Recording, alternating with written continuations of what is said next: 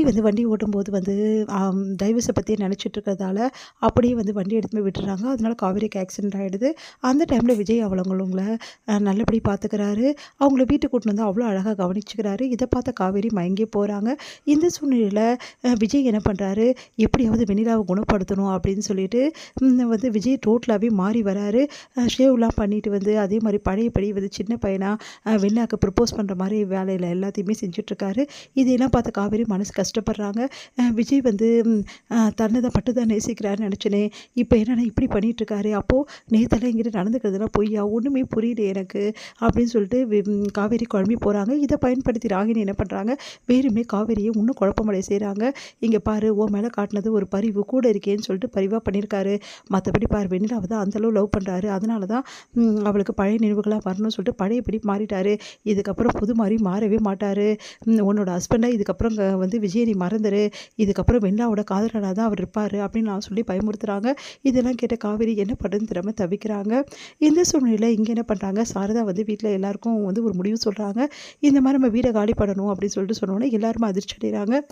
வந்து ஏமா இது முடிவுக்கு வந்த, நீ என்ன சொன்ன, இங்கே தான் இருக்கலாம், காவேரி இங்கே தான் இருக்கா, அவளுக்கு சப்போர்ட்டாக இருக்கணும்னு நான் இங்கே தான் இருப்பேன்னு சொன்னேன்ல, நான் வீடு மாறணும்னு சொன்னால் கூட இப்போ ஏமா திடீர்னு இந்த முடிவு எடுத்தேன் அப்படின்னோடனே எல்லாரோட நல்லது யோசிச்சு தானே இந்த முடிவு எடுத்தேன்.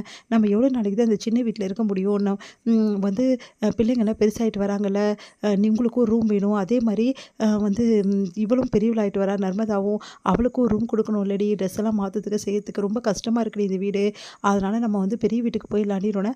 அம்மா நீயா சொல்கிற, என்ன நம்பவே முடியலம்மா அப்படின்றாங்க. வந்து நம்ம கங்கா, இல்லைம்மா இப்போ வேணாம், ஏன்னா இப்போது காவேரிக்கு வந்து என்ன பிரச்சனைன்னு தெரியல, அவள் வந்து கொஞ்சம் இதுவாக இருக்காள், ஏன்னா அந்த பொண்ணு வேறு வந்து தங்கியிருக்கா, இந்த நம்பர் எப்படிம்மா காலி பண்ண முடியும், இல்லடி அதெல்லாம் பார்த்தா வேலைக்கு ஆகாது, காவேரி எங்கே இருந்தால் நம்ம காவேரி பார்த்துக்கிட்டா போச்சு அப்படின்றாங்க. உடனே வந்து வேணாத்த சொன்னால் கேளுங்க அப்படின்னு சொல்லிட்டு குமரன் சொல்கிறாரு. விஜய் என்ன நினைப்பாரோ, இவர் நினைக்கிறது என்ன இருக்குது, நம்ம தான் சொல்லி புரிய வைக்கணும் அப்படின்னு சொல்லிட்டு பாட்டி சொல்கிறாங்க. சரி சரி, அப்போ வேறு வீடு பார்க்க சொல்லட்டுமா, சரிங்க அத்தை நானே பார்க்குறேன் அப்படின்னு சொல்லிட்டு சொல்கிறாரு நம்ம குமரன். அடுத்து வந்து இந்த விஷயத்தை வந்து நம்ம காவேரி கிட்ட சொல்கிறாங்க. காவேரி அதிர்ச்சி அடைகிறாங்க. ஏம்மா இவ்வளோ முடிவு எடுத்தீங்க, நீங்கள்லாம் போயிட்டு நான் என்னம்மா பண்ணுவேன் அப்படின்னு சொல்கிறாங்க. என்னடி நீ இப்படி பேசுகிற, நீ வாழ போன வீட்டில் வாழ்ந்து தானே ஆகணும், எங்களுக்காக வாழ வந்து எங்கள் கூட வந்துட முடியுமா, நீ அதுக்கெல்லாம் வந்து யோசிக்கக்கூடாது, நீ நீ வந்து கவலைப்படாமல் இரு, எங்கே இருந்தாலும் நாங்கள் பார்க்க போகிறோம், இதோ கொஞ்சம் தூரம் தள்ளி தள்ளி பார்த்துக்க போகிறோம், ரொம்ப தூரம்லாம் கிடையாது, நீ வந்து எப்பவும் போல் எங்களை பார்த்துட்டு போகிற, எனக்கு இதெல்லாம் பிடிக்கலம்மா, நீங்கள் இங்கேயே இருக்கமான்னு ரொம்ப பண்ணுறாங்க. எல்லாரும் சொல்லி காவேரிக்கு புரிய வைக்கிறாங்க. காவேரி ரொம்ப சோகமாக இருக்கிறத பார்த்து விஜய் என்ன விஷயம் அப்படின்னு சொல்லிட்டு கேட்குறாரு. உங்களுக்கு எங்கே எனக்கு கேட்குறதுக்கு கூட நேரம் இருக்கா அப்படின்னு சொல்கிறாங்க. இல்லை என்ன விஷயம் தெரிஞ்சுக்கலான்னு, எந்த விஷயமும் இல்லை அப்படின்னு சொல்லிட்டு காவேரி வந்து சொல்லிட்டு போயிடுறாங்க.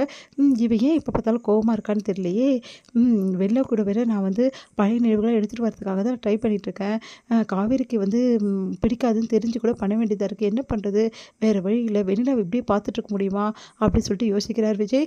இங்கே வந்து குமரன் வந்து விஜய் கிட்ட சொல்கிறாரு. ஓ அப்படியா, அதனால தான் காவேரி அப்செட்டாக இருக்காளா, ஆமாம் காவேரிக்கு இது கொஞ்சம் கூட பிடிக்கல ப்ரோ, ஆனால் வேறு வழி இல்லைல்ல விஜய், நாங்கள் போய் தானே ஆகணும், ஆமாம் பெரிய வீடு இருந்தால் தானே, அவங்க சொல்கிறதும் கரெக்டு தானே, உங்களுக்கும் ரூம் கூட இல்லை, எங்களுக்கு அதெல்லாம் பிரச்சனை இல்லை விஜய், நர்மதா பெரிய பொண்ணு ஆறால அவளுக்கு ரூம் வேணும் அதுக்காக தான் அப்படின்ற மாதிரி சொல்கிறாரு. சரி ஓகே பரவாயில்ல, நானே வீடு பார்த்து சொல்லட்டுமா, பெரிய வீடா, அதெல்லாம் வேணாம் விஜய் ப்ளீஸ், நாங்களே பார்த்துக்குறோமே அப்படின்னோடனே சரின்னு சொல்லிட்டு விஜயும் சொல்லிடுறாரு. காவேரி அப்செட்டாக இருக்கிறத பார்த்துட்டு வந்து தாத்தா வந்து காவேரி சமாதானப்படுத்துகிறாரு.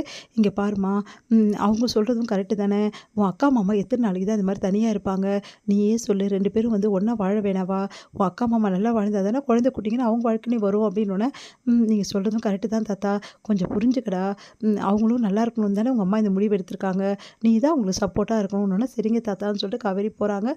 அடுத்து வந்து இங்கே காவேரியோட குடும்பம் எல்லாருமே ஷிஃப்ட் பண்ணி வேறு வீட்டுக்கு போகிறாங்க. அங்கே வந்து ரொம்ப சந்தோஷமாக வந்து எல்லாத்தையுமே எடுத்து வைக்கிறாங்க. காவேரி வந்து எல்லாமே வந்து அவங்களுக்காக வந்து பார்த்து பார்த்து செஞ்சிட்ருக்காங்க. நீ இங்கேயே ஏறி இருக்க, உங்கள் வீட்டுக்கு போடி அப்படின்னோடனே, பரவாயில்லம்மா நான் இங்கேயே இருக்கேன், அங்கே போய் மட்டும் நான் என்ன பண்ண போகிறேன், அதனால் நான் இங்கேயே இருக்கேன்னு சொல்லிட்டு காவேரி சொல்லிடுறாங்க. இங்கே விஜய் வந்து காவேரிக்காக வெயிட் பண்ணுறாரு. காவேரி வராதால் இந்த மாதிரி நான் அங்கேயே தங்கிடுறேன் அப்படின்னு சொல்லிட்டு காவேரி சொன்னோன்னே அதிர்ச்சி அடைகிறாரு. என்ன காவேரி போனால் ஆளே வரலையே அப்படின்னு, நான் வந்தேன் என்ன வரலன்னா உங்களுக்கு என்னங்க, வெண்ணிலா இருக்காளே, என்னை பற்றி உங்களுக்கு என்ன கவலைப்பட போகிறீங்க அப்படின்னு சொல்லிட்டு காவேரி இங்கே மனசு கஷ்டப்பட்டுட்டு இருக்காங்க. இங்கே வந்து ஐயோ காவேரி இல்லாமல் இருக்கவே முடியல, இப்போ என்ன பண்ணுறதுன்னு சொல்லிட்டு விஜய் தவிச்சிட்டு இருக்காரு. தாத்தா வந்து வந்துருவாப்பான்னு ஆறுதல் சொல்கிறாரு.